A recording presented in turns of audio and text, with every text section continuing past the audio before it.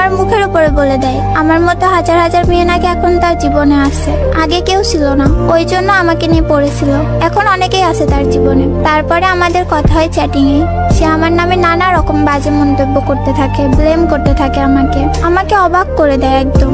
একটা মানুষ কিভাবে এতটা চেঞ্জ হইতে পারে আমার জানা নেই। সে তার মতো গুছিয়ে নেয় সবকিছু, আর এদিকে আমাকে ভীষণ রকমের আসক্ত করে, তার যেন কিছুই যায় আসে না। আমি বিশ্বাস নিয়েছিলাম প্রতিবারের মধ্যে এবারও সব ঠিক হয়ে যাবে, অথচ সে কি সুন্দরভাবে অন্যতে আসক্ত হয়ে গেল।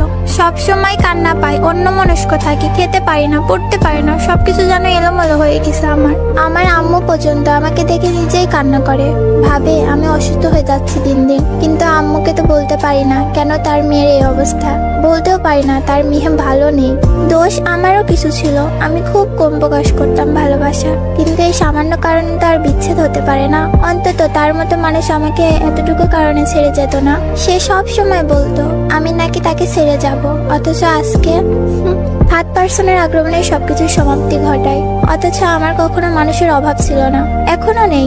তার সাথে আমার অনেক অশান্তি হতো। ছেড়ে যাওয়ার হলে আমিও পারতাম। আমার ইচ্ছা করে তাকে এসব বলতে, কিন্তু পারি না, কারণ সে এখন আমার সাথে যেসব ভাষা ব্যবহার করে কথা বলে আমার মেনে নিতেও খুব কষ্ট হয় যে ইনি আমার সেই মানুষটা। আমাদের আসলে উচিত না কাউকে এভাবে ভালোবাসা, অন্তত চোখের পানিগুলো ঠিক থাকতে।